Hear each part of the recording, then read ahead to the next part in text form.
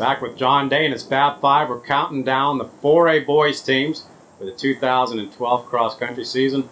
John, it just seems like every year the cream kind of rises to the top, especially in the boys 4A. Last year and the year prior, Columbus, also with Colonial, you see them battling out. Anybody going to make a run for that #1 spot? Who's your Fab Five going into the preseason rankings? Well, you mentioned two of them. I mean, yes, it's a lot. It's funny in the team side because a lot of the teams are familiar year after year after year, and I think it basically comes down to who's out in the roads right now. Who's putting in the mileage over the summer, and you can tell what the teams are come November because those are the teams that are out there right now. So. But again, I think it's Colonial probably with a little even. I mean, they've got almost everybody back, but we'll get into that in a second. But let me start with my #5. I've got a tie for my #5. I've got Plant, who had some, took a bit of a hit on graduation from some of the seniors they had, but that's one of those teams that comes back every year. A top 5 team. And Plant is led by Bryce Weaver at 1635. They got Carlos Andino, Anthony Samaha, Matt Kearns, and Jason Merzero. And, in cross country, as you know, you're only as good as the smaller that spread between your #1 and your #5, the better you are. And their spread is 1635 to their 5th man is 1726. So you've got less than a minute spread there between 1 and 5.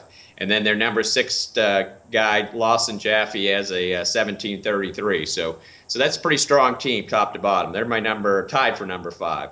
The other #5 is Flagler Palm Coast, led by Thomas Carroll, 1639, Joseph Alter, Brad Walbert, Carlos Vincenz, and Ashton Garrett. Again, less than a minute spread, 1639. Their 5th guy, Ashton, is 1733. And so, you get a split of less than a minute between 1 and 5 with, your top guy being in the mid-16s. That's a pretty strong team. #4 is near and dear to my heart, Olympia. Olympia graduated, obviously, 3 good guys, Mitchell Moore, Daniel Day, and Nick Lehman. But they come back strong. They've got led by Ben Watson, who had a 1642, and their spread is real thin. It goes down from Ben to Justin Zagra, Michael Headley, Chris Elliott, and Desi Ferrara, and it's 1642 to 1733. Now I know a little bit about this team, and I keep an eye on that #5 guy, Desi Ferrara, and actually their #6 guy, Josh Rodriguez. They both ran track in the 2-mile and got in the low 10s in the 3200. So they've got a strong, deep team, and I can tell you they are out on the roads today. So that's my #4 team. #3 is Mandarin. Mandarin is also another strong program, always seem to be there. They finished in the top 10 in the state last year. Moving up to #3 this year, led by John Weaver, 1634, James Lucas Shannon, Austin Pitts, Adam Lasley, and Sam Mack is their #5 guy. Get this spread. 1634 is John Weaver, their #5 guy. Sam Mack, 1704. So you've got a 30-second spread. That's pack running at probably its finest right there. So I've got them at #3. #2 is came in second last year. They won, I think, the previous 2 or maybe 3 years. Always a strong team. Christopher Columbus. Columbus is led by one of my Fab 5, 2 of the guys in my Fab 5 are their #1 and 2 runners, Daniel Fernandez, 1549, and Kenny Castro, 1559. 2 guys under 16, that's strong. 3, Daniel Linares, 4, Pedro Ortega, 5, Patrick Cabrera.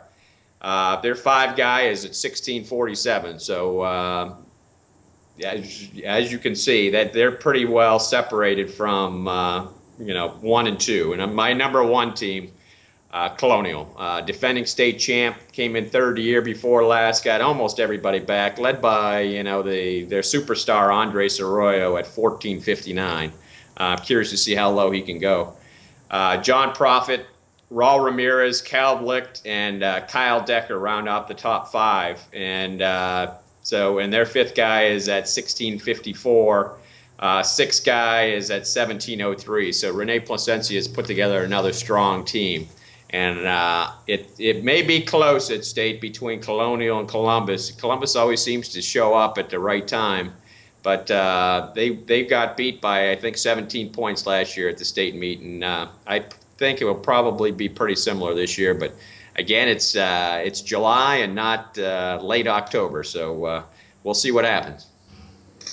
Well, I can't wait because the two teams that you mentioned at number 5, Flagler Palm Coast and Plant High School, you think about those two head coaches, the amount of experience and the amount of motivation that they have, especially after hearing your rankings, John.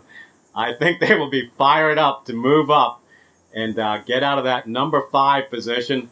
And, you know, if there's anybody that can move up quickly, that can get guys ready for the fall cross-country season, it's those guys.